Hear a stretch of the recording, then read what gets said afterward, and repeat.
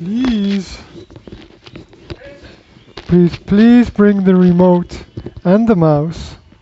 Please bring the remote and the mouse, and do not fuck with my coffee. Mouse is here. Thank you very much. Stop being rude. Start yet. Rude. You've lost the remote. Lost your mind. Won't be able to use any of the previous conversation in the intro because of the music. Good old music. I'm drinking my coffee with almond milk. And do we not have any normal milk? We do. We have liters and liters of normal milk.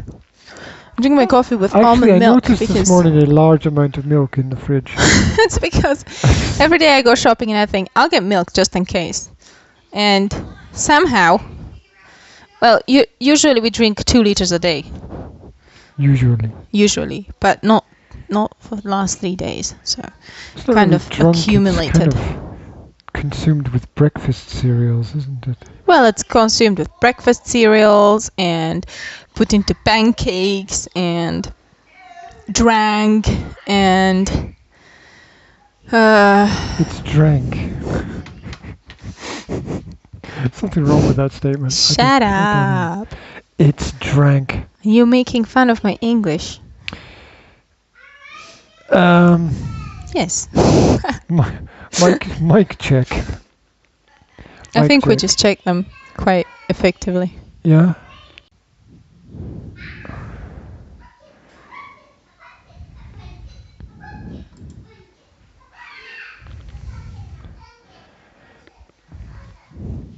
I just. Are we there yet? I'm sorry. I was just kind of looking at the window. Yeah. Drifting away there, looking at the yeah. the sky as it. The non-sky. Well, can you have a non-sky? Yeah, it's just the greyness. Grey nothingness where it doesn't know if it wants to. It's wet, but it hasn't rained. Yeah. So that's just weird. Yeah, it's that kind of weather. That's really weird. I really hate this shirt that I'm wearing. Why? And why are you wearing it if you hate it? Because I hate all my shirts. Why do you wear them? Why don't you wear a hoodie like that? Thank you for the thumbs up. Why don't you ever wear a hoodie like mine? We really appreciate it. Oh, it's frozen already. Oh no! And we got a thumbs up. Who did we get a thumbs up from? Do we know? Yes, we do. We do know. We got a thumbs up from SHEIKHHASB. No, I'm spelling it because you don't know how to pronounce it. Yeah, I'm not very good at pronouncing foreign names, and I don't want to I don't want to murder it. So if you could write out how we pronounce that in English, that would be so cool for me, because then I'd get it right every time. And not. I have a Facebook friend who sometimes shares my blog posts and stuff, and her name, I have no idea how to pronounce her name either. I always look at her name and I'm thinking, how am I calling this person in my mind? And I don't know. Strange statement. How am I calling this person in my mind? But when you think about someone... What are you Skyping telepathically with them? What are you doing? But when you think about a person, right, you kind of put together like the face and the name, and the pronunciation of the name is important in my mental picture of the person, because if I don't know how to pronounce them, then it's floating. Yeah, I get that. Also, the sound of their voice is also key. Yeah. Because you can imagine them speaking the words that you're reading if you know how their voice sounds. Yeah, absolutely. What do they call that? Something like the Morgan Freeman effect or something like that. Where he's got such a powerful voice. Yeah. That when you see a text next to a picture of him or a quote, you can hear his voice in your head reading the text. Mm-hmm. It's really powerful. Mm-hmm. Wow. Anyway, those that were in are now out. So I have.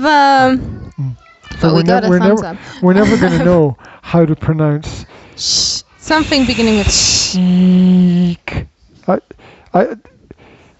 I can't even see it. Well, that's okay. That's okay. You don't need to, because you'll just end up mispronouncing it like me. Hasib, I think, is the second name. So I thought he was not a real person for a while, because he likes everything you do. No. No, it's not that he likes everything. No, not everything you do, but some things. He does like our videos. He supports the work we do. That's really nice. Online, which is great. That's really nice. And when you go through a period of time where people don't support you, and a big thank you. Every single support matters. Every single support kind of boosts your energy and your It's motivates. Yeah, it's good to get the positive stuff. Definitely. Yeah. It keeps you going in the right direction. But I do what I do, whatever, anyway. But the positive stuff is always a nice. It's always the positive thing. Yeah. Back to my shirt. Shockingly. I don't like my shirt. Yes, darling. What's up? No, that's not a good sign. The bread is covered in fluff. Yeah. Oh my God. Show me the other side, darling. Show me the other side of it. Jeez. What is that? That fluff is, darling, the fluff is called mold. And why do we have bread with mold on it? That's insane.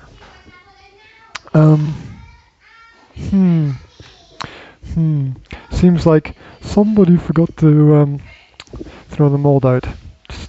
Did you see the way that Yanka ran off there? Did you see that?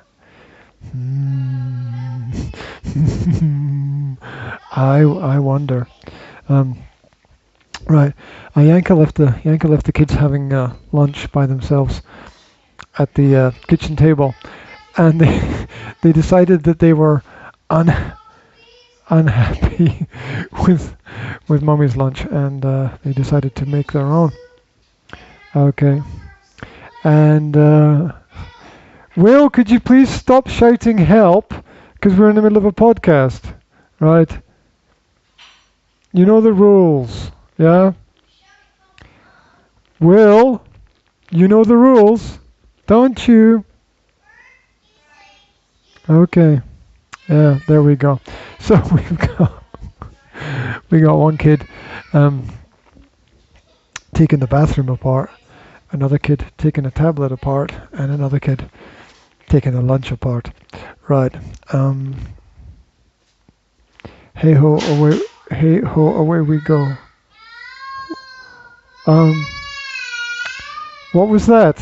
Something just crashed and burned. I can only imagine. It's so.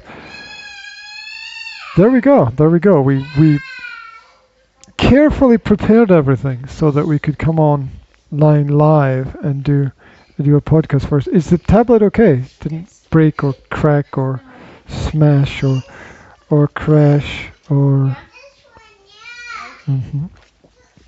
So, are you having fun yet? So far, so good, Hollywood. Yeah. Crash, burn, scream. I don't know why you're doing that, because doesn't somebody need help in the bathroom? No? Okay. No. Right. She's just washing her hands. We'll see. We'll see what happens there. Jazzy's not wearing a nappy. No. Are you sure that's okay? She's going to go to pee on the potty. Right, Jazzy? Jazzy, would you like to sit on the potty? Said rather uncomfortable. You do realize this is live, right? Yeah? What's wrong? Once upon a time, there were two people who tried to do a podcast together. But one of them is this thing called Practical Parenting Live? Do you have a problem with me parenting while being live on Practical Parenting? Absolutely not. Absolutely not. So stop complaining. I wish we could have 100 little cameras Goodbye.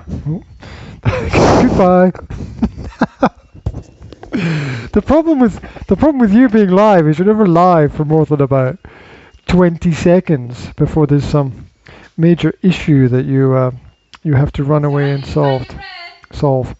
Right. And I can't hang up the mic because she's left all her drinks under the mic. Anyway, how to prepare for a podcast. Number 1, get yourself a cup of coffee. Number 2, get yourself a glass of juice. Number 3, get yourself a Spider-Man mug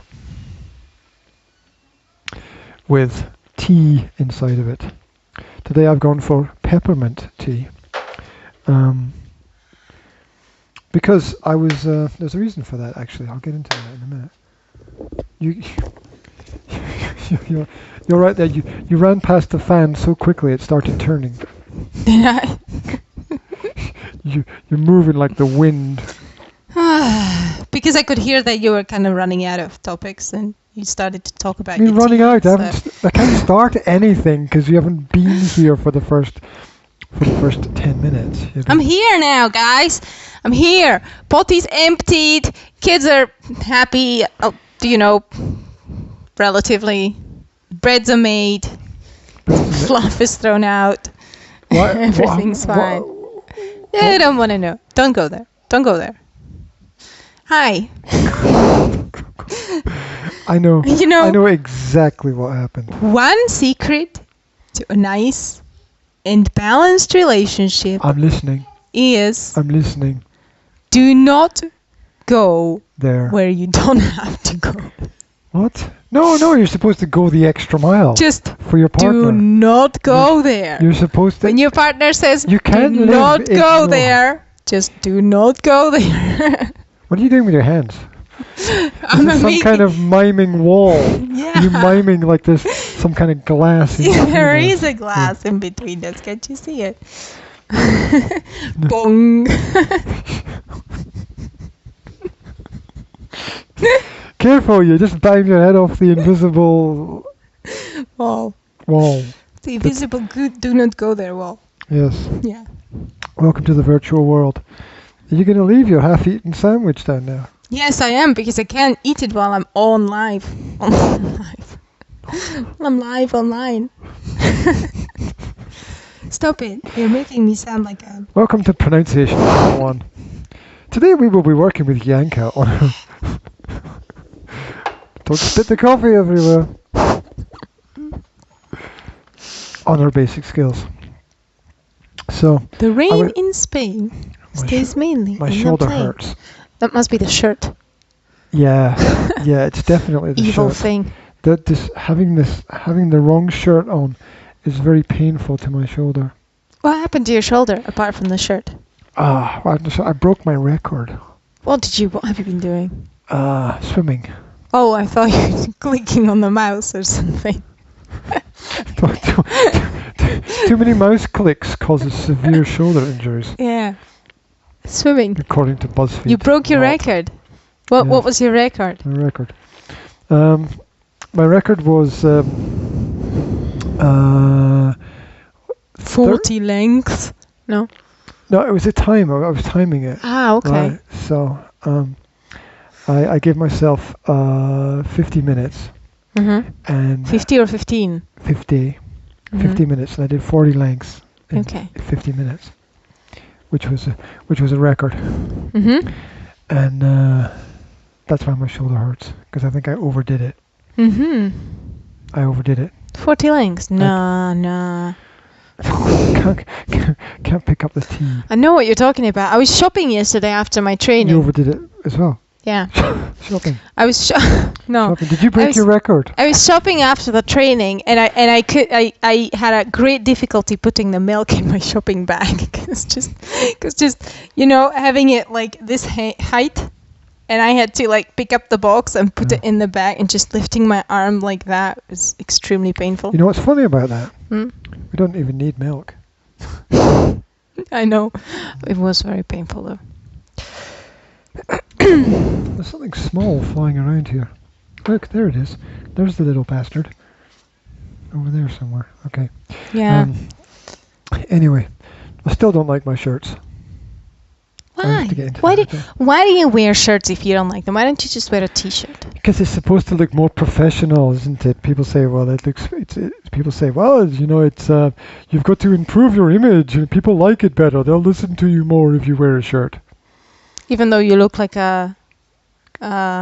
Grizzly bear. I wanted to say a lumberjack. Lumberjack. If I start clapping randomly. There's a fly. It's not just... Oh, I thought you were going to neuro-linguistically program me. No, I did that the other day. Okay, it didn't go very well. Right. Yeah. Right. So, what's happening? She thinks I've put on too much honey. Oh, God. Putting on too much weight. I can never get it right, can I? Too much honey? You can't have too much honey. You can if you're Zora. Well, lick the honey off first, and then you'll have less honey on the bread with it.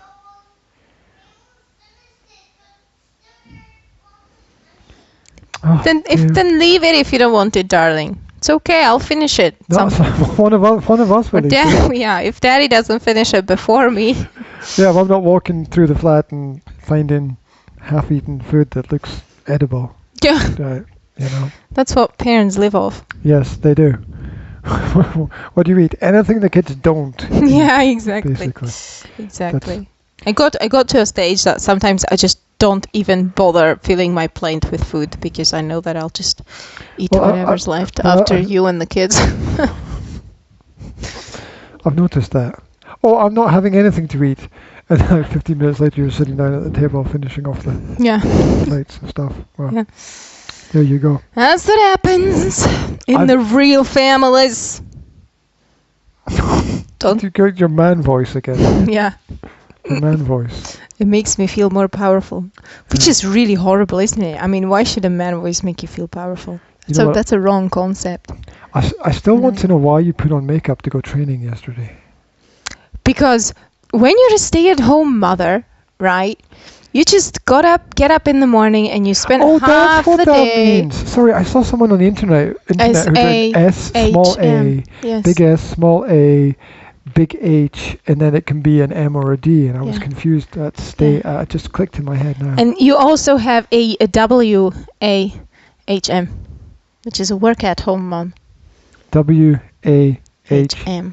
So it's not some kind of stay-at-home moms usually, when you say stay-at-home mom, it usually implies that they don't have a career as such. But if you say work-at-home mom, it means that it's a stay-at-home mom that at the same time is working from home. Means they're careering around after the kids. Yeah. Basically. Anyway, It's so interesting that the word career actually means to be out of control. Does it? Yeah. Oh. If the car careered off the bridge. I didn't know that. The word career means to be out of control. Really? I didn't know that. I didn't know that word. Anyway, you asked me a question. When you're a stay-at-home mom and you get out of the bed in the morning and you run around in your pajamas doing things like all day, right, with your unwashed hair and just, because you don't have a reason to do anything else with yourself. Why can't you dress like Mary Poppins? Then when you go outside, you kind of want to dress up for the occasion. It's an occasion for you to put clothes on and makeup and it doesn't matter whether I'm going to a training or whether I'm going to whatever where. Meet with friends or, Interesting. It's just something that it's just nice thing to. It's like, why do you brush your teeth when you go out? It's the same thing. Well, to get the food out of them. Why do you make sure that your clothes are clean and that you're all tidy and that your face is washed and that your hair looks normal? And because I don't want to scare anybody. Well, there you go. Okay. It's just part of it's a part of women's hygiene kind of thing. Sometimes it is, sometimes it's not. Yeah. Talking about health, I've decided to do a cleanse this weekend. Does that mean that I don't have to cook? No. No, please continue with those activities. What kind of cleanse? Cleanse. The Facebook cleanse. The FB. I've decided the 1,000 people that I'm linked to, I'm going to bring it down to... bring it down, man. I bring it down to between 50 to 100, I think. You know, in the I don't have the English language skills today. You could just use prepositions and articles, right? The reason on for because behind of where weather is are. As Facebook has changed their way of sharing generic content, you know, and they've put the pages away basically from your newsfeed.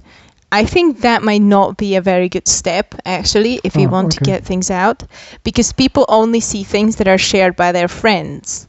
Therefore, sharing things on your business page is not going to get you as much reach as it does sharing things as a friend to people on Facebook. You know what I mean? Yes, but I'm on a drive for simplicity and focus, yeah? Mm-hmm. And I'm not interested in picking up the random viewers. Okay. Yeah? I'm interested in focusing on the people who are interested. Now, those who get pushed out because of this, they can always come back in, right? They can always ask to be. Oh, well, they don't know. They don't know that you unfriend them. Well, then good, because if they don't know and they don't realize and it doesn't affect them, then I did the right thing. Okay. Yeah. So this is a cleanse. Some people might call it a purge. We're not political here. So we're going to call it a cleanse. A cleanse. Cleanse instead. Okay, I thought you were talking about food cleanse or something like that. Well, this is just as important. Yeah. My friend whose name I can't pronounce. John. No. Peter. No. Fred. No. Mark. Blah. I just need to stop you. Spelled B-L-A-H. I know where Will gets that talking thing from now. Is having a cleanse as well. She's off all internet for the weekend. So. I'm completely off all of that internet stuff. I'm not doing any communication for the weekend. Right? Well, it helps. It helps me. Sometimes I just don't do anything. That's like saying I'm not doing heroin for the weekend. Yeah. Right. I mean, no, because heroin is not your job, right? When internet's your job, then you can't get off it for life, can you? The internet's her job. Well, she does what we do. Oh, nothing. Only in a different area. She does homeschooling. She's a homeschooling advisor in South Africa. All right. Wow. Mm-hmm. Wow. That's a pretty violent place to be. Yeah, for sure. Okay. Cool. She's actually in the same area as my sister is. She said that she goes to the same church sometimes.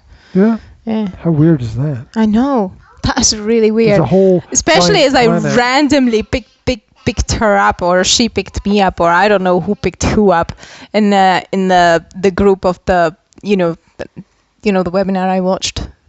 The internet business, humans of online business group that I mentioned to you before. Plug. Oh. Sorry. No. Please continue. Yeah, but you know what I mean. So I've met her on the internet, completely unrelated to my sister place. Oh, that was almost a sentence. I just didn't have a verb in it. But that's okay. You don't need verbs. I'd like to apologize today for the lack of clarity. Are you apologizing for me? Yeah, disrespectful that is. Should let me apologize for myself. I'm sorry, guys. Never apologize. Never explain. Save that to your half brain. That rhymes. I know. Okay. Doesn't make any sense, though. No, it doesn't. There you go. But then children's rhymes don't, do they? No. There was a young lady from Lynn who was so uncommonly thin. Do you remember that one? No. That when she essayed, I like the use of the word essayed, when she essayed to drink lemonade, she slipped through the straw and fell in. I don't know these poems. Limericks. I don't know these limericks at all because I didn't grow up in the same cultural background as you did. Yeah, there must be a British. They're usually or culturally right? offensive. They were always about Scottish people or Welsh people or Indians. Yeah. Yeah. So. That was this weird man from Dundee who constantly needed to pee. No. Did you just make that up? Yeah. That's really good. I know. It's a shame you won't be able to finish it because it's too complicated for you. And he went to the loo and suddenly pooed. And you've done it again. That's taken you 24 minutes. That's a record. You lasted 24 minutes on the podcast before you said poo. Incredible. It's so good. I should give you a trophy. Wait, no. No, I You've got a can't. giant microphone in front of your mouth. Don't eat the toast with the butter on it. Cause it does look good. And it's not toast. It's not toast. It's bread. It's bread. Mm-hmm. I don't toast my bread. Is it fuzzy bread? No, it's not fuzzy bread. I don't toast my bread. My bread is great as it is. I like it toasted. I like it when the butter melts into it. I like that too, but I like that when it's freshly out of the oven and the butter melts into it. It's too hot when it's freshly out of the oven. It needs time to breathe. Really breathe. You know, like you said, go to the kitchen, listen to the bread. Yeah, did you hear it? I heard it wheezing away on the kitchen table. The bread, you take the bread out of the oven and you put it down on a grate and it makes sounds. It crackles. Crackling bread. It's the first time I've noticed that, actually. It's probably my best bread that I made this last time. The fly has landed on the end of my mic. No, don't punch me. You're going to, oh! No, you're rubbing it into the shirt. Yeah. You missed it. It's there. Oh, there it is. Did I get it? You hate this shirt anyway, so yeah, I can't see. I don't know. I can't see the fly. I don't. What is it even? It's not like. It doesn't even look like a fly. It just looks weird. Looks like kind of hallucination or something. What did you have for breakfast? Do you have those rainbow cherry pills again? No, I had the almond milk. Almond milk. That's it. Yeah, almond milk causes momentary insanity. There you go. You're having it again. You're off dairy. I'm not sure. You're trying to be off dairy. Yeah. I'm trying to be I don't drink milk or put it in my coffee. At the moment. I don't eat cheese. You did last week. At the moment, yeah. I don't eat cheese. I do eat butter. You're not doing very well, are you? And if the dairy is in something else, like yogurt, in cakes or in like in pancakes or something, I ate those donuts, and they had milk in them in the dough. So you made a lot of donuts. You've eaten a lot of donuts. Wait. That's where you're wrong. I had 2. You made like 20 donuts. I had 2. It's probably more than 20. No, yeah. I had 2 of those donuts because I came home like yesterday morning. Yeah. And they were all gone. I know. I was like, where did they all go? It's like a mountain of donuts, and the kids just went, and then I went as well. Yeah. And remember, I was up at night. I was working. So when you're working at night, you kind of end up eating donuts. Eating a whole plate of donuts. Not a whole plate, just the half of it. You spat out the holes. I hope. They didn't have holes. My donuts don't have holes. I do real donuts without holes, guys, because holes are a rip-off. No?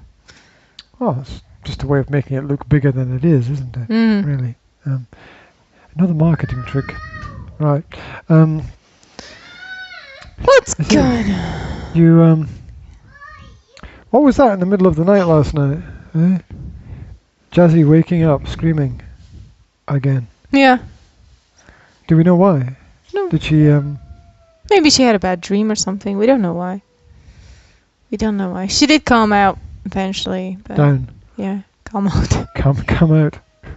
She did calm down eventually. My English is not working today. It's very good to come out after you come up, and then Yes. sink in. Yes, I'm sorry. I watched a really interesting video because I'm preparing to do a little tricks and tips Facebook thing for the web tools, right?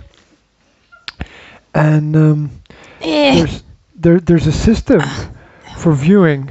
There is actually big secrets, internet secrets here. There's actually a system for viewing who views your profile page. Yeah? Yeah, or who views basically any page that you control. Yeah? There's a system for viewing who views it. What, on Facebook?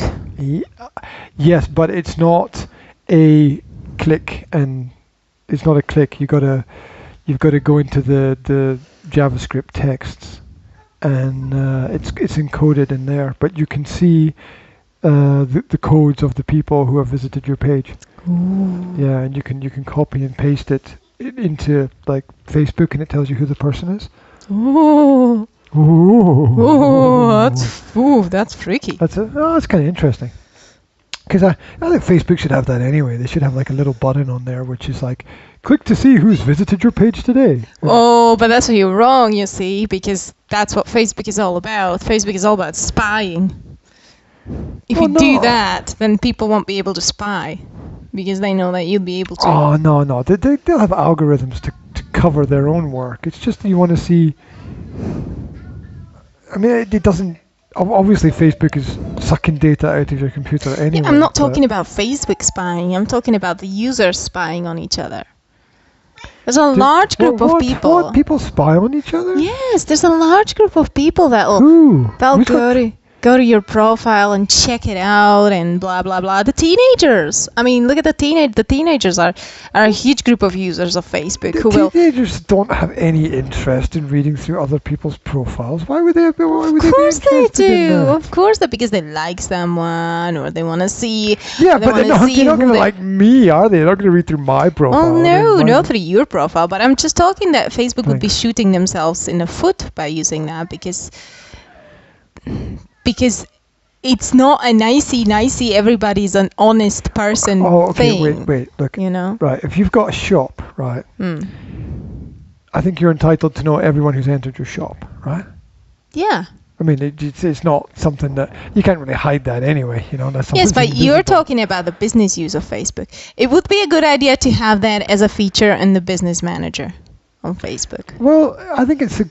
You know? Well, the feature does exist. I mean, that's what I'm saying. There's a method for seeing who views your profile, right? I couldn't find a way of finding like when they view them, but I think it gives you an order of the last people to visit it. So I can imagine it's like within 24 hours or something like that. Yeah. Because people definitely do use Facebook for checking out on people. You know, I'm gonna check out on his ex-girlfriend and stuff like that. You know. Just because you've never done it doesn't mean that it's not done.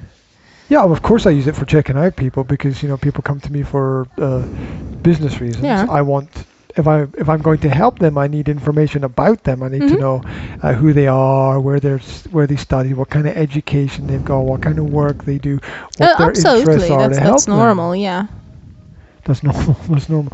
That's normal. I mean, that's usual. I mean, employers check out your profile to see, you know, whether you're a normal person. Yeah, no one would ever employ me, though. I've reached the status of completely unemployable, I believe, because the stuff that I touch is far too incendiary for anyone to bring me into their organization in that kind of context. So, welcome to the entrepreneurial fire. So I think it's a feature that should be there because it would protect people. So if there are people doing the spying, which I'm not aware of, right? If there are, it would protect people against it. Nobody would do it because you just click on the button and it would give you, these people viewed your page in the last 24 hours. You don't even have to say when, right? Mm-hmm. Or these people viewed your page in the last 7 days or something like that, right? Mm-hmm. And there you have it. Yes, I know, but that's what I'm trying to say. A large group of people would use Facebook less if that was the case, in my opinion. Yeah. And that's not what Facebook wants, right? Look, if that makes people more comfortable about using Facebook, then Facebook are providing a good service to their users. If they're protecting their customers, then that's a great benefit to Facebook. I mean, that's not what Facebook wants. And Facebook doesn't want people to spy on each other. There's no business that can be gained from spying on each other. I mean, it's counterproductive. It's like John McAfee said about the antivirus software. Like, he's the creator of the McAfee antivirus software. He then sold it to another company. Mm-hmm. But he was asked in an interview, are these antivirus companies, are they, just filling our computers with bugs so that they make more money? And he's like, no, that's insane because that would absolutely not be profitable for them at all, and mm-hmm. they've got enough of their own problems without creating more problems for themselves. Mm-hmm. Yeah, but if it's not true what I'm saying, then why does not Facebook have that kind of button that lets you see who viewed their profile? Because that would be like the basic thing, right? That would be one of the things. I don't know. Maybe they've got a levels thing, right? Where maybe they offer corporations that ability, but they don't offer normal people that ability. And as I discovered today, in the scripts for the pages, mm-hmm. this information is there. Mm-hmm. So it wouldn't be hard to have a computer program where you just click on it, it analyzes the page. But big corporations probably have people who can very easily do that for them. Yeah. There's, there are corporations that do weird stuff like do anti-marketing campaigns and things. So that's pretty freaky. Anti-marketing campaigns, what's that?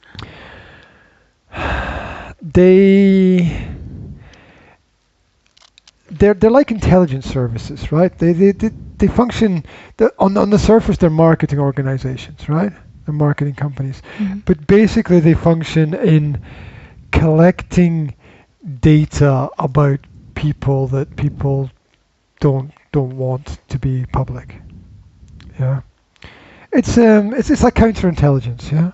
Mm-hmm. It's like counterintelligence operations, where you can employ people to find dirt on other people, right? Okay. Not only can you employ people to find dirt, you employ people to create dirt. Mm-hmm. So you employ a company to pay a woman to say that this man did something when it never happened at all, right? Mm-hmm. So these kinds of companies exist. Mm-hmm.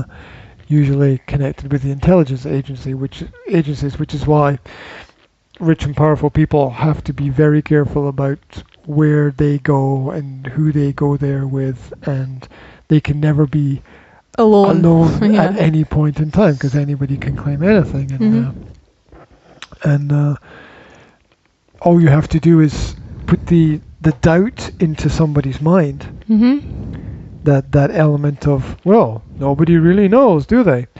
And then people's careers can be over, basically. Mm-hmm. Sadly. Moving on.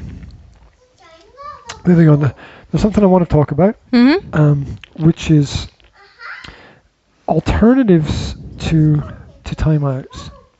And the reason why I want to talk about this is because I was analyzing my reactions to dealing with Will's interruptions. And you gave him a timeout. And even though I set in place systems and elements to stop that happening, mm-hmm. and they slowed down the process, but they didn't slow down the result. So in the end, they were ineffective, basically. I'm trying to sort out that the sun has obviously disappeared for the rest of the year. So the sun, so I'm just trying to fix what's going on visually. You're trying to fix the sun. Yeah, I have actually recreated an artificial sun, and it now looks like we're in California. That would not at all surprise me, actually. If you really did that, if the sun was going to implode and you saved the world. I would be ready for it. If there's one person who would be ready. No, right. Probably people. So what are the alternatives to timeout? And can we just talk about why timeout is not a good idea first?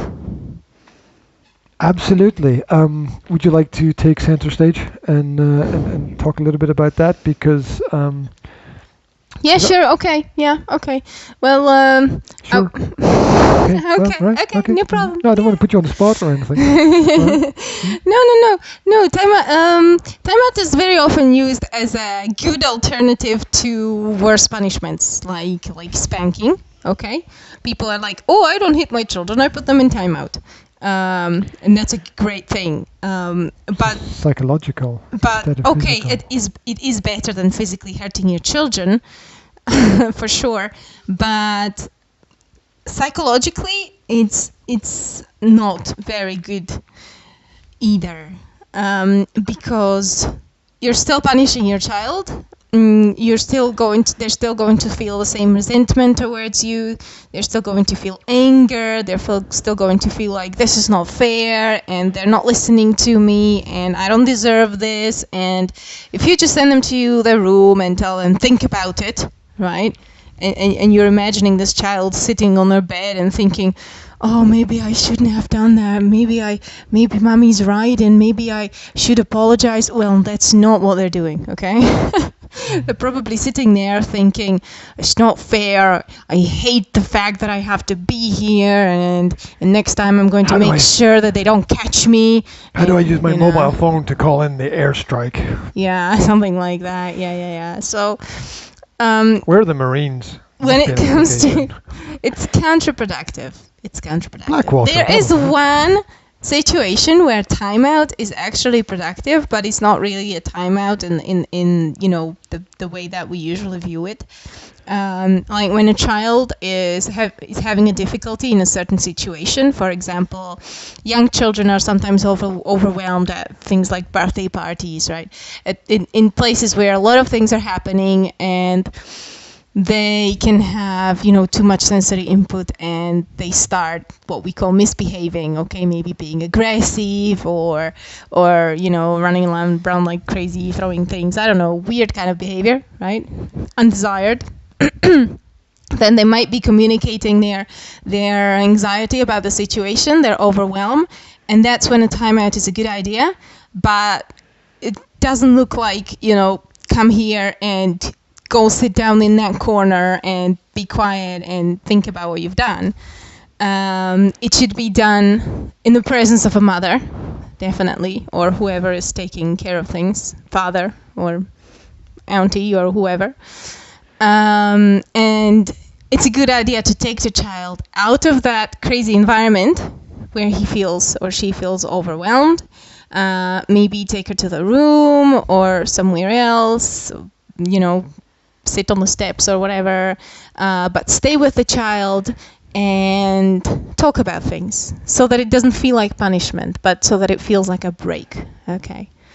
And you can talk about why it's not a good idea to hit people if the child's hitting people.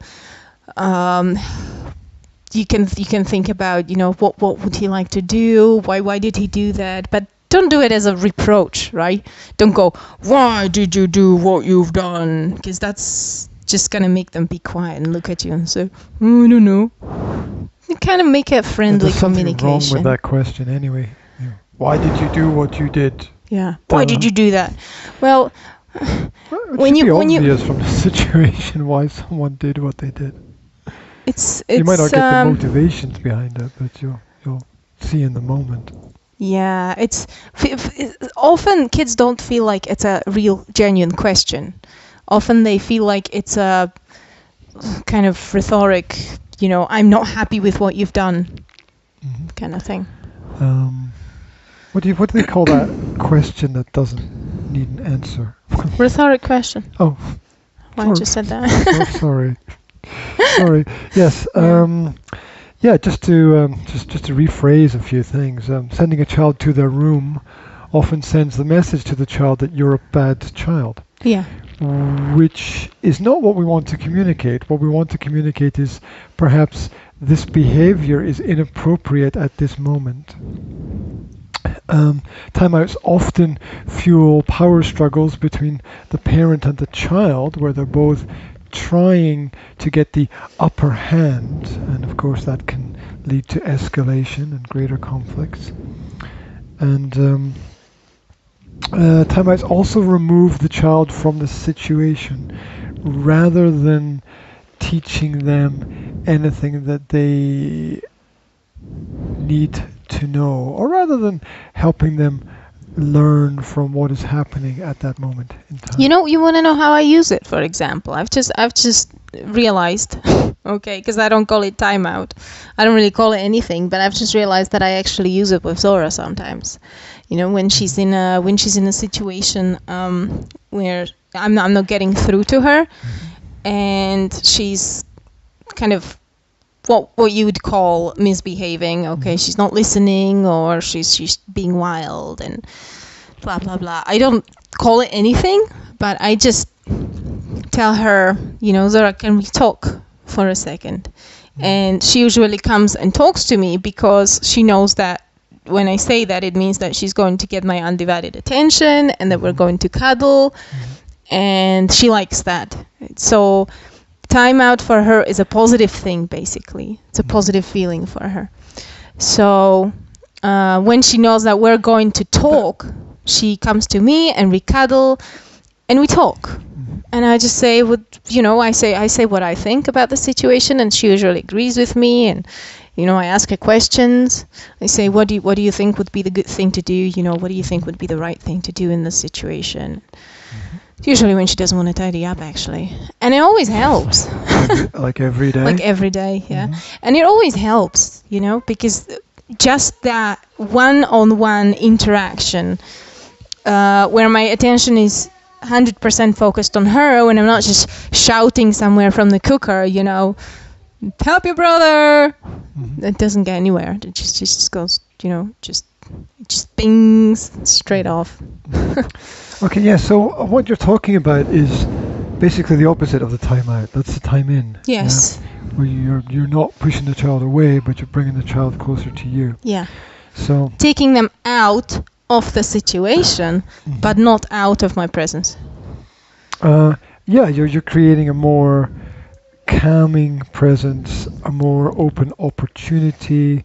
A lot of kids enjoy the opportunity to cuddle, and it's an opportunity for the parent to talk about what empathy is, to show empathy, and to acknowledge the frustrations that the child is feeling. Yeah. At that point. That's actually what we do. Yeah. Which is nice. Other alternatives that we can look at. Apparently tantrums, arguments, and other behavioral changes may be the results of things not happening in the moment. So this might be perhaps a lack of sleep, maybe developing a feeling over time of being hungry. Think about when was the last meal, stress from other events happening, overstimulation. Too much for the child's brain. There's too much going on for the child's brain. I listened to an interesting interview the other day that said there are organizations that are helping people with their technological addictions, and they're now working with children from the age of 3 to 5, working to stop their addictions to technology. It's quite frightening. I have heard about that. Not about the companies that work with children, but about the children being addicted to the technologies and being like really frustrated when you take it away and doing things like, you know, you give them a book and they go, it's not working. Seriously? Yeah. They think that the pages turn when you swipe your finger. Seriously. Yeah.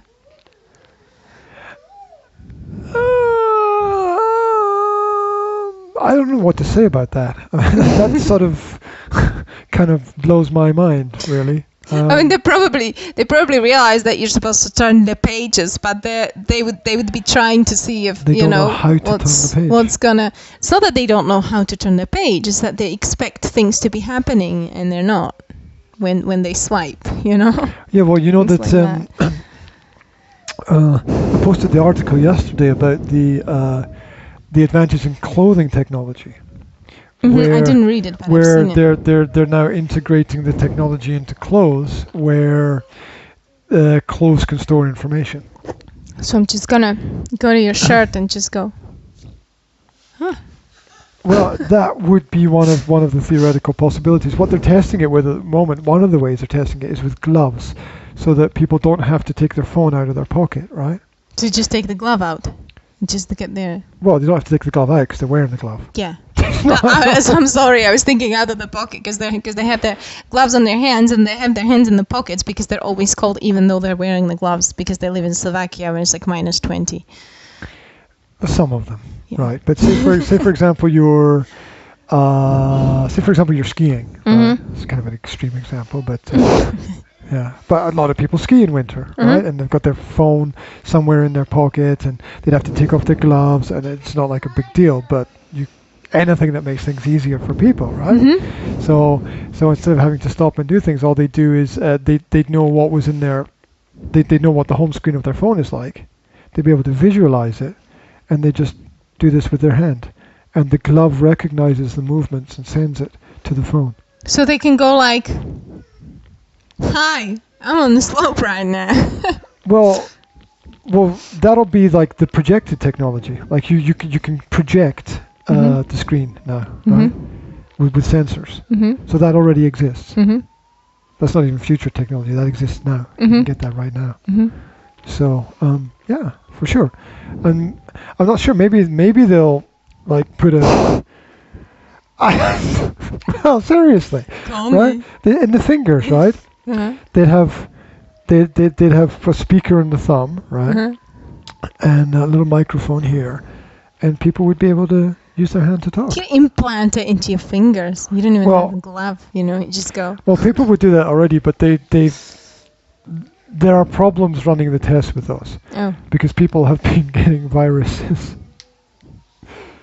Yeah, seriously. What do you mean viruses? Like computer viruses like body viruses? Computer viruses. In the software and other problems. Okay. Have been developing. You could just even go further than that, right? You could just put a microphone into your vocal cords or into your mouth and put a speaker into your ear, right? They could just chop someone's head off. Your head could just be a phone. Stick an internet cable into it. Yeah. You can just make cyborgs like that. You just walk down the street and you would just go voice recognition. So you just go like, Monica! You know, and I have no idea what you're talking about. What are you talking about? Well, if you like have a phone in your head, right? It's a real thing we're talking about. Okay. No. Imagine you have a phone in your head. Well, like stick it out of your head. You have a phone in your pocket, okay? But you have a little speaker somewhere behind your ear, okay? Like implanted, and you have a little microphone implanted somewhere in your mouth. Oh my God, my mother would be like lip. Permanently in my ear. Okay. And your phone has a voice recognition, right? So you just like click your wrist, okay, because you've got a button that switches from the phone to your head. That turns on the head mic, right? And you just. When are you going to work for Google? Shut up. And you just go, Monica, when you're just walking down the street. And suddenly Monica's in your ear, even though she's in Ružomberok, right? And she's like, oh, hi. hi, and it'd be like talking to her, only you can't see her. And you'd just be walking down the street and talking to yourself, but you're really talking to Monica, but you don't look like it because there's nobody next to you, but you're actually on the phone. We will see. Wouldn't that be really cool and really scary at the same time? Well, there's a lot of people with the implanted chip technology, and a lot of companies using it. The only problem is that you would never know who's talking to you, actually. You would kind of sit in a bus stop and somebody starts going, what a beautiful day today, isn't it? And you just go, oh yeah, it's lovely. And they continue, oh, what have you been doing yesterday? And then you realize that they're actually calling somebody. Well, I think as human beings, we would develop some kind of self-awareness about the basics of human interaction. There could be a sign language. Like when you do this, it means that you're phoning someone. Just half the town would be walking around patting themselves on the head, wouldn't they? Not all the time. Just when you're just when you're beginning a conversation and it would just get annoying. It's annoying already. It's annoying when people are walking around with their phones, looking in the screens, and I find it annoying when people are wearing headphones. Or earphones, because I like to talk to random people. Freaky.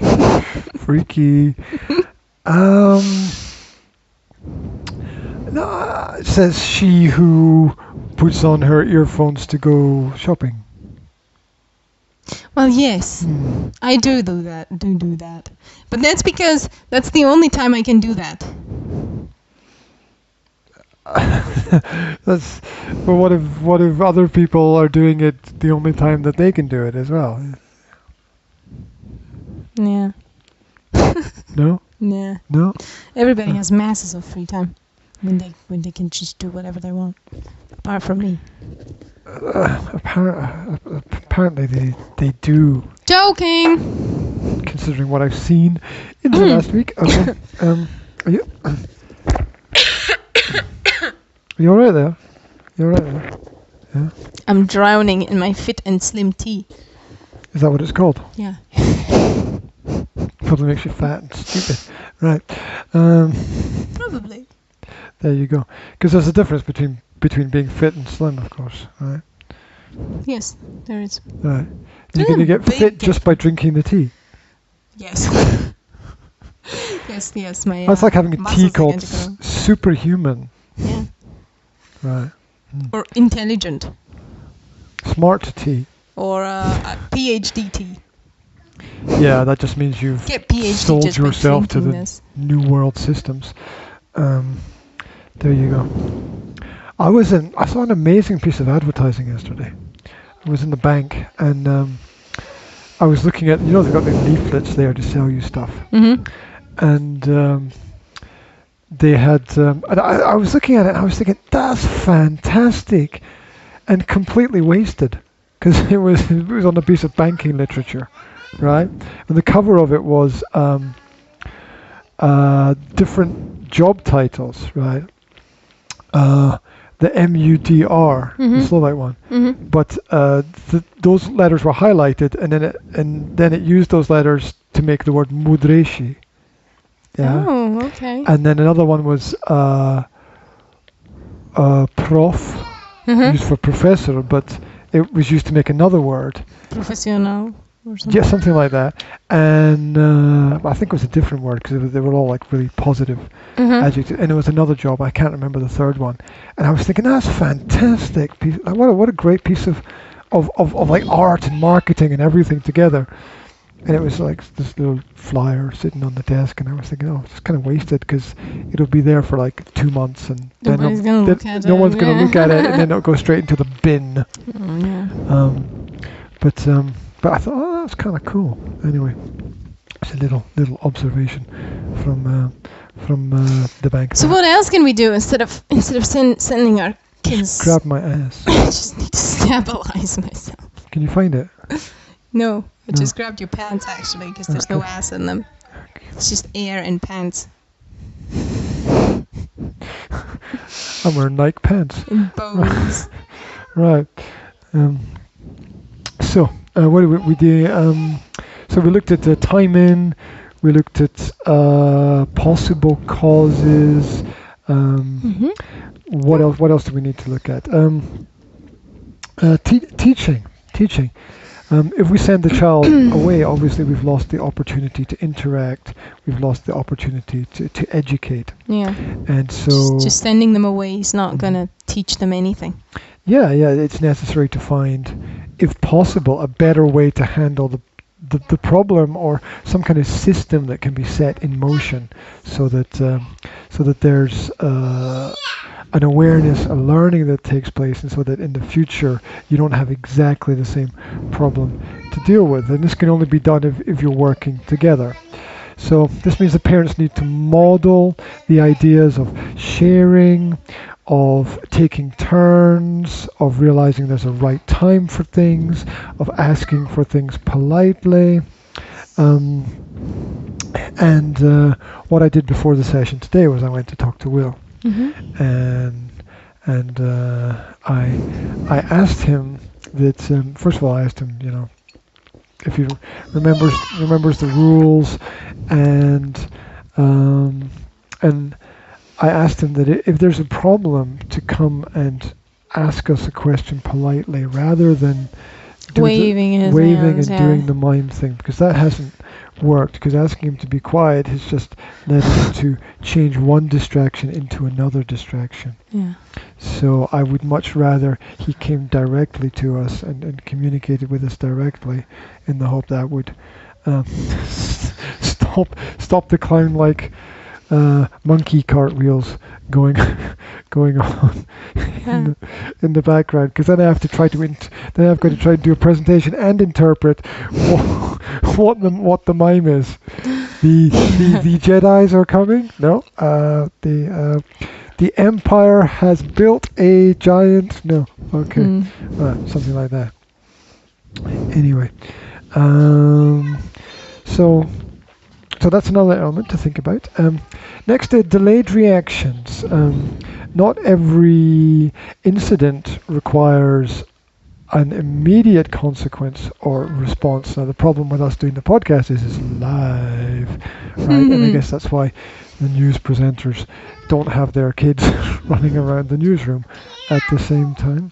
You want to peel the? She wants a peeled apple. You want a peeled apple, darling? Yeah. Are you going to continue? Because you're doing quite well by yourself there. Thank you for the encouragement. Goodbye. Because I know exactly where that's going. Come on. Right. Please come back. I feel so lonely. So lonely. So lonely. What was that? That was the Police, wasn't it? They did So Lonely. Right. So not every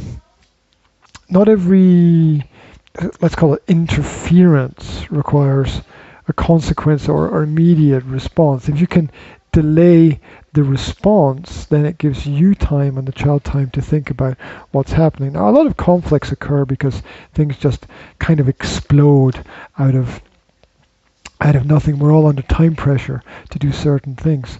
So if we can move things to a later day, it's the principle that problems that seem really bad in the evening often seem less urgent the next day. If you can put a little bit of time between you and the problem, sometimes it seems a little bit easier. You see that happen with emails. I was working with the director of one company, and I was asking him, how do you prioritize your emails into what is important and what is not important? And he said a lot of the time it depends on how urgent the situation is on the other side. And he says there's a lot of emails he doesn't respond to, and over time people just stop writing. And basically for him the problem disappears. This doesn't mean that the problem goes away magically. It could be that these people at the other side have communicated with somebody else. They found another person to help them with the situation. It could also be a lost opportunity at the same time. But it's important to realize that putting time between you And the problem can sometimes give you a little bit of space to think. And welcome back to the pod. No, I was going to say welcome back, but you've got your mouth full of something. So, welcome back to a miming podcast. Right. Just keep chewing and don't forget to swallow. I have chewed. Thanks. Thank you very much. That's for you. Why? This flat is full of half-eaten apples. Well, I am, as of today, I have made a vow to myself. Can you do that? To only give the kids half an apple at a time. Because they only give them a whole apple. And so what's this? Zona must have taken that. So it hasn't worked, has it? Well, it has, because before when Jasmine would ask for a peeled apple, I'd just peel an apple and give it to her, but no, I don't. I cut it in half and then peel it, and she usually eats the half. And she doesn't leave anything behind. Except she didn't eat the half this morning. No? Because that was me that ate the half. Good. Mm-hmm. Right. Anyway, that's your lunch. Thank you. Right. Next. So I was talking about delayed reactions. I was talking about trying to find a little bit of time for yourself. And I think if you can learn to wait, you also teach the child to learn to wait at the same time. What else? The environment can affect what is happening quite strongly. Many challenges can be avoided by changing something in the environment. A child can be directed towards a different activity. I always find that one difficult. When there's a problem with something, the best thing to do is to try to deflect onto something else. But I always find myself still kind of focusing on the problem. Like if the child is playing with a cup and is obviously going to spill the water, I tend to say, be careful with that cup, don't spill the water, rather than, hey, let's put that cup down and go and do something else. Right? I always have a bit of an issue with that. You're just clearing your throat. Yeah. To not say anything. Yeah. Yeah, okay. I just need to clear my throat. Sorry. That's okay. Get that food down into your stomach. Right? It's just one bite. You might need to rearrange things in the environment. You might need to store things in different places. You might need to try to predict what kind of problems could happen. You might need to prepare different activities so that children can move on to certain things. Yeah, I use that when I go training, because when I train, Jasmine has to entertain herself for an hour in an environment that she's not familiar with, and it's difficult because she doesn't have a box full of toys there or anything like that.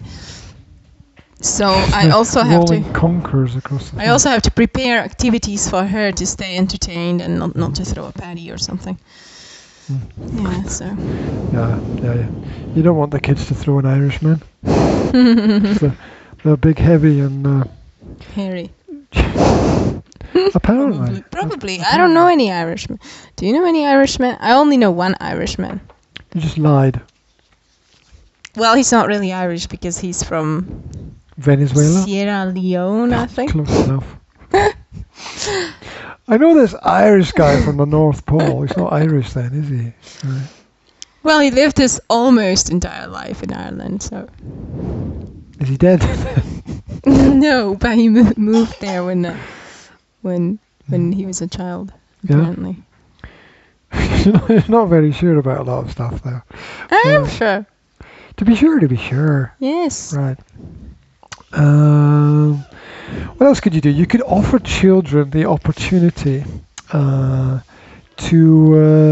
try something again if there's a problem in the situation. Rather than going through the timeout, you could say, that's very nice, perhaps you could do it again, but in this way, either offering them some language or another alternative action or way of doing something. Try not to be too judgmental in your responses, I suppose, in that kind of situation. Yeah. Or, and here's the extreme one, you could do nothing, right? Yeah. Just let it be. Just live with the situation, the action, and the natural consequences of that. As long as nobody's getting hurt or anything, or tortured, no danger, then yeah, I do that sometimes. Just if it is at all possible, just you can act as if nothing is happening, and then either you will be able to observe if it escalates and you can do something about it, or if it sort of fades into the background and you can move on to something else, essentially, there. Yes, I think it's not every action that we're not happy with is wrong. And not everything has to be corrected at all times, because sometimes it's just the child showing their personality, basically, or communicating their preferences and stuff like that. Like talking back, right? I would use the example of talking back. Like if my child disagrees with me in something, I let them disagree with me. I'm not gonna go like some parents who don't talk back and go to your room, right? You let them continue, see where that goes, as long as they're not being rude too much. I'm saying too much because sometimes kids just are so overwhelmed emotionally that they don't know how to not be rude, especially when they're young children, right? Yeah, the don't talk back is something that I've never understood. I mean, that strikes me as some kind of fear on the part of the parents that the children might actually have a real argument. And an inability to deal with that. Maybe they're just annoyed and tired and don't want to explain everything to the kid and blah blah blah. I don't know. I'm trying not to. Just like you're going blah blah. Yeah, as well, exactly. Right? Yeah, because you tell. It's like when you tell your kid to do something and they keep going on about why they don't want to do it. If they answer once, okay. They answer twice, okay. But when they just keep negotiating for like half an hour. Kids are great negotiators. They are, actually. Yeah, it's a great example of never give up. I think. Yeah.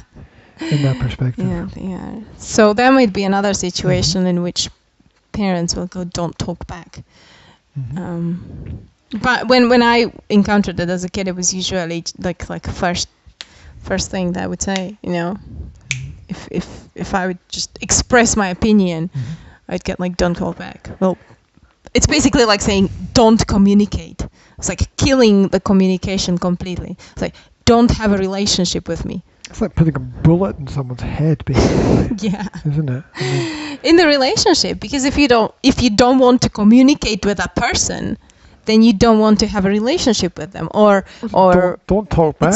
It's a one-way channel. It's a one-way relationship, and that just can't work. Don't talk back is not actually sort of communication, really. No, it's not. It's ending the communication. Yeah. Yeah, it's like saying shut up to somebody, isn't it? Yeah, exactly.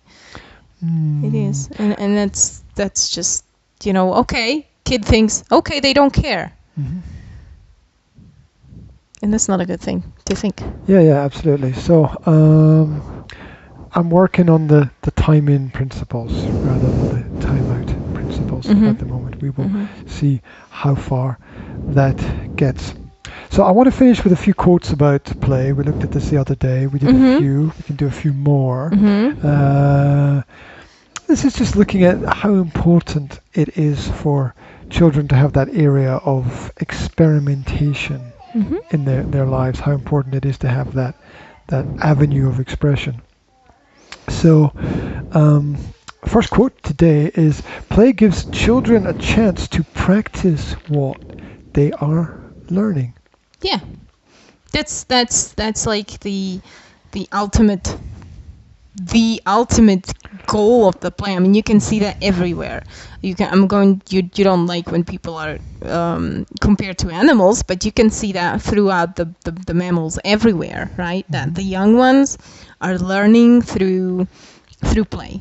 They're playing and they're pretending, they're pretending they're fighting, and they're pretending that they're mating, and they're pretending that they're chasing things and stuff. And kids basically do similar things in their play. Sometimes you can see that they pretend to be mom and dad and have a baby, and they pretend to be the shop assistant and whatever. So I've read a great article about pretend play, actually.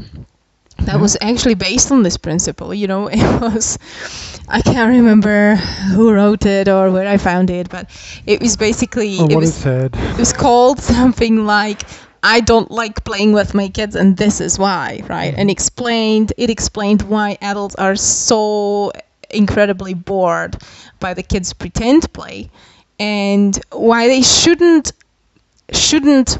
pretend play with their kids if they are not 100% in it, if they're not 100% enjoying it. And they seldom are, You start, and after like 1 minute, you just go like, "Oh my God, I'm gonna die of boredom." And that's because the children are learning, but you already have the skills. So you get nothing from the pretend play.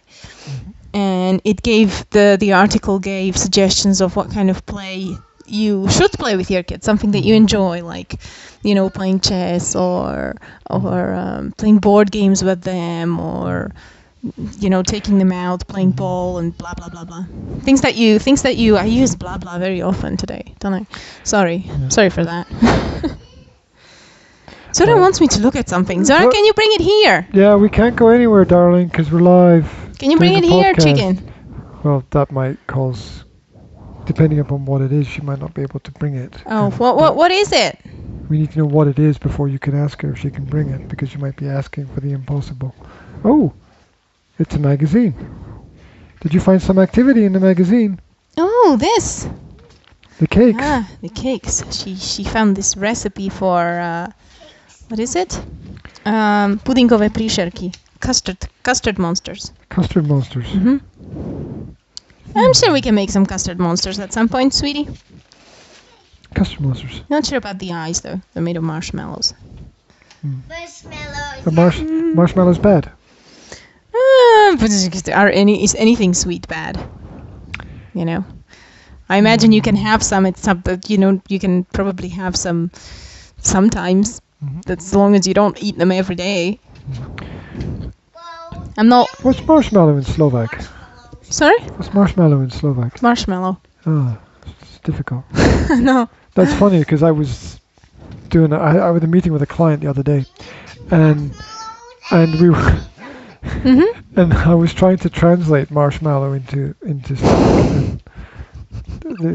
How did you translate marsh? Well, I put marshmallow into the translator, and it came up with marshmallow, and I thought, that can't be right.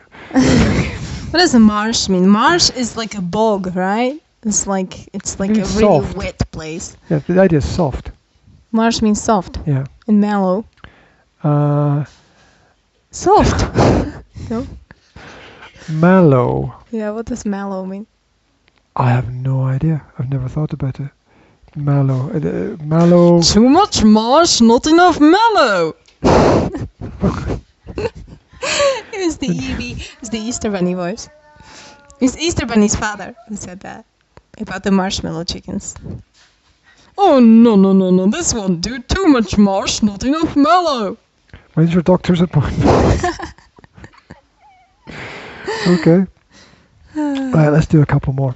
Children understand and remember concepts best when they learn from direct personal experience. Yes. Yes. Yeah, experience is the teacher. Yes, absolutely. In that kind of situation. Yeah, that's why they want to try everything and do everything by themselves. That's why it's like they have this engine somewhere at the back of their head, and it's just driving them towards learning. And everything they survival, isn't it? Everything they do is learning oriented, basically. So when they are stopped, they tend to not be happy about it. Like, do you remember about the pumpkin? Lozora wanted to carve the pumpkin, and then she cried. Could you not throw the conkers across the fat, please? And then she cried for like 10 minutes because we didn't let her carve. That's a mistake. Okay. Because we didn't let her carve the pumpkin, and she's very, very upset because it was a learning opportunity for her, and she wanted to try it, and she had that thing, so that engine, right, going, learning opportunity, take it, do it, learn by experience, and we didn't enable that because she'd probably chop her finger off. So there we go. Yeah, connected with that, a moving child is a learning child. Yeah. So that all feeds in together. That when they're doing something, it might not be visible. I mean, but the cognitive processes are. Yeah. Sometimes we think, oh, that's pointless what they're doing, or that's silly, or sometimes we even think, oh, just retarded, right? But 60 seconds. They're actually learning, all the time. So I tend not to stop them if I don't really have to. Absolutely. Right. These were just a few little quotes on play to finish with, and a few thoughts that we had for you out there. If you've got any experiences with the timeout situation, if there's anything else that you'd like to suggest. I wanted to say something. We don't have time, do we? We've got 30 seconds. I just saw that, I just saw a picture of kids with a trampoline, and I was thinking I should mention that trampoline is supposed to be extremely good for kids because it connects the hemispheres. If kids move in a certain way, right, when they're using both parts of their bodies and practice their coordination, then it actually connects the hemispheres in the brain, and it helps them with reading, and it helps them with counting. It gives them cognitive skills. So moving with their whole body helps them develop cognitive skills. So you're saying that if a child has a problem with reading, a trampoline could help? Yes, absolutely. For example, when kids like swap letters or write letters back to front, there are certain types of exercises that you can do with your child that focus on connecting the hemispheres. And then children are better able to go, where's left, where's right, which way should I go, stuff like that. That's all. Okay. One of them is the trampoline. Thank you very much for tuning in today. If you've got any questions, you can write them online. You can find us at the Academy of Language Therapy and Life Coaching on YouTube.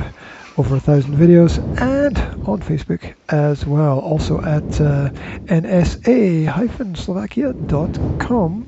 This is 21st Century Mum, spelled MUM.com. And we should perhaps do the promo at the beginning as well as at the end in the future. Maybe that would be something to work on in terms of our presentation skills. Yeah. And leave questions for us and interact with us, and we will get back in contact with you. That's about it for today.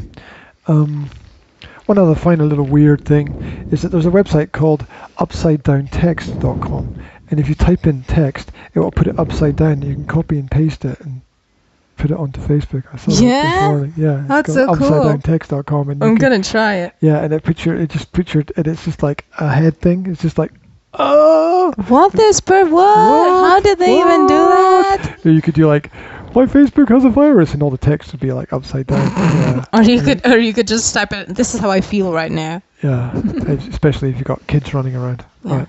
Okay, cool. Dude, it done. That's it for today. We'll speak to you very soon, wherever you are. Have a great day. Thank you for listening. And work on your timing skills. Yes. How do I say bye? Bye. Where's bye bye? Bye bye. Bye. I don't have a hand. Funny.